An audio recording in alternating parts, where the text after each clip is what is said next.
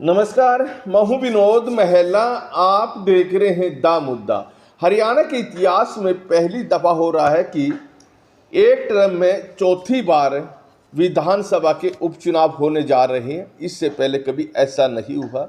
सबसे पहले जो हरियाणा में विधानसभा का उपचुनाव इस टर्म में हुआ वो सोनीपत जिले की बड़ौदा विधानसभा में हुआ। बड़ौदा विधानसभा में कांग्रेस के विधायक कृष्ण हुड्डा थे, लेकिन उनका निधन हो गया था। उसके बाद इस सीट पर उपचुनाव हुए और कांग्रेस पार्टी ने एक बार फिर यह सीट जीती और इंदु राज यहाँ से विधायक बने। अभय सिंह चौटाला ने किसान आंदोलन के समर्थन में इलाहाबाद विधानसभा से रिजाइन दे दिया था। उसके बाद इस सीट पर उपचुनाव हुए और अभय सिंह चौटाला ने यह सीट एक बार फिर जीती। हालांकि 2019 के विधानसभा चुनाव में जितना मार्जिन उन्हें मिला था, इतना इस दफा नहीं मिला। तीसरा उपचुनाव हिसार जिले की आदमपुर सीट पर हुआ। कांग्रेस पार्टी के विधायक थे कुलदीप बिश्नोई ने कांग्रेस पार्टी छोड़ी और विधानसभा से उन्होंने इस्तीफा दे दिया था। और उसके बाद इस सीट पर उपचुनाव हुए तो भारतीय जनता पार्टी में कुलदीप बिश्नोई शामिल हो गए थे। उन्होंने अपने बेटे भव्य बिश्नोई को यहाँ से भारतीय जनता पार्टी के टिकट पर उपचुनाव लड़वाया और भव्य बिश्नोई चुनाव जीते। और चौथा जो उपचुनाव होने जा रहा है अब करनाल विधानसभा में होने जा रहा है। नायब सिंह सैनी जो कुरुक्षेत्र के सांसद हैं, नायब सिंह सैनी को भारतीय जनता पार्टी ने मुख्यमंत्री बनाया। इससे पहले मुख्यमंत्री मनोहर लाल थे और मनोहर लाल की करनाल विधानसभा से विधायक रहे। ऐसे में जब नायब सिंह सैनी को मुख्यमंत्री बना दिया गया तो मनोहर लाल ने करनाल विधानसभा से इस्तीफा दिया और अब इस सीट पर उपचुनाव होने जा रहे हैं। हालांकि भारतीय जनता पार्टी चाहती तो इस उपचुनाव से बच सकती थी, लेकिन भारतीय जनता पार्टी ने उपचुनाव कराना बेहतर समझा।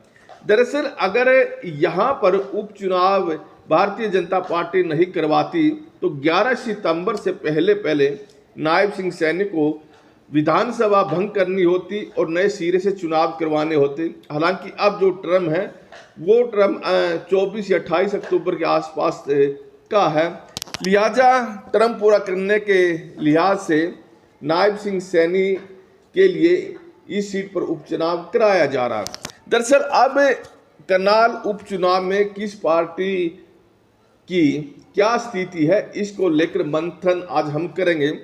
दरअसल देखें तो नायब सिंह सैनी समाज से आते हैं और सैनी समाज की यहाँ वोट मात्र 1456 है, लेकिन इस सीट पर जो सर्वाधिक वोट है वो पंजाबी समुदाय की है और इसीलिए यहाँ पर मनोहर लाल को 2014 के विधानसभा चुनाव में उतारा था। मनोहर लाल ने पहली दफ़ा चुनाव लड़ा था और उनके लिए एक सुरक्षित सीट ढूंढी गई थी और करनाल से बढ़िया सुरक्षित सीट उनके लिए कोई दूसरी नहीं थी।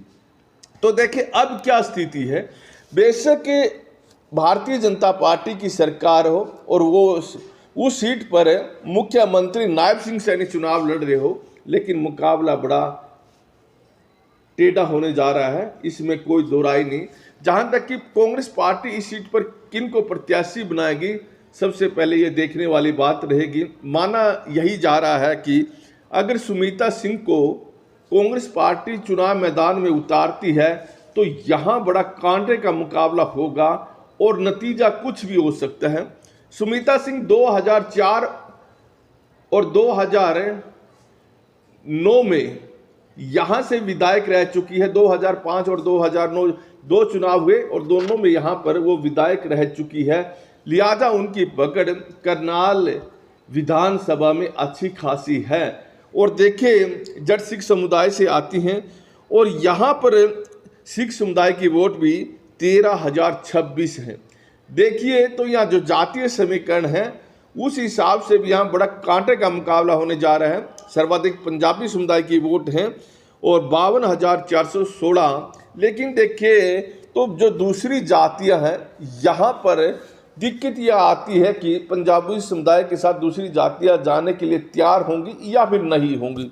जहां तक की बात करें, यहां जाट समुदाय जो कांग्रेस के साथ जुड़ा हुआ है 10,192 वोट हैं रोड समाज की करनाल विधानसभा में 21,840 वोट हैं और रोड समाज भी इस दफ़ा नाराज बताया जा रहा है। इसी तरह से राजपूत समुदाय की जो वोट है वो 5,824 हैं, ये भी नाराज बताया जा रहा है भारतीय जनता पार्टी से। अग्रवाल समाज की यहाँ अच्छी खासी वोट है, 22,298 वोट ये अग्रवाल समाज की हैं। और देखिए तो कश्यप समाज की 10,920 वोट हैं। वाल्मीकि समुदाय की 13,650 वोट हैं। बड़ी अहम भूमिका कश्यप समाज और वाल्मीकि समुदाय यहाँ रखेगा। तो अन्य जो एससी वर्ग है उसकी 7200 वोट है, यानी वाल्मीकि समुदाय की करनाल में एससी वर्ग में सबसे ज़्यादा वोट है 13,650 और 4,368 मुस्लिम वोट है।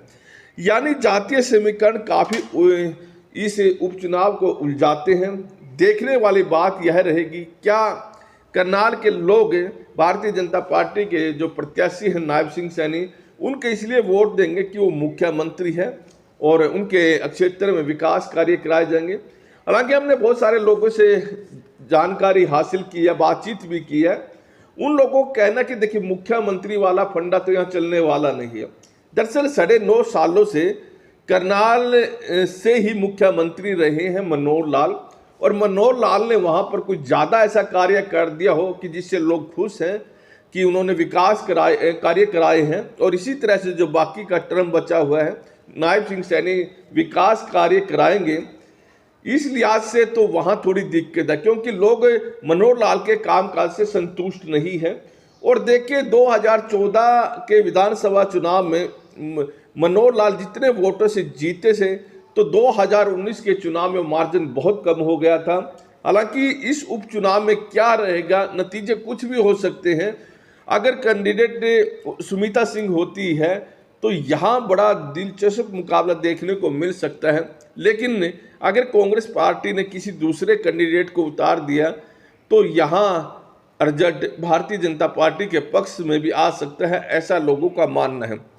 लोग ये भी कहते हैं कि 6 महीने के बाद सामान्य चुनाव भी हो जाएंगे और नायब सिंह सैनी को 2024 में जब सामान्य चुनाव होंगे तो वो करनाल की बजाय लाडवा विधानसभा से चुनाव लड़ सकते हैं, फिर नारायणगढ़ जा सकते हैं।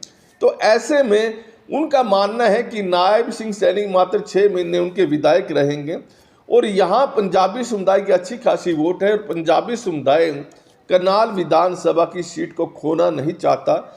लिहाजा पंजाबी समुदाय के नेता भी चाहते हैं कि जब सामान्य चुनाव हो तो यहाँ पर उनके समाज का ही कोई विधायक बने। हालांकि ये देखने वाली बात रहेगी कि क्या नायब सिंह सैनी 2024 में जब सामान्य चुनाव होंगे यहाँ से चुनाव लड़ेंगे या फिर दूसरी जगह। हालांकि संभावना लाडवा फिर नारायणगढ़ से है। खैर मुकाबला बड़ा दिलचस्प है और मुकाबले को लेकर तरह तरह की चर्चाएं चली हुई है। क्या भारतीय जनता पार्टी से जीत पाएगी या फिर कांग्रेस पार्टी कोई बड़ा खेल खेलेगी, ये देखने वाली बात रहेगी।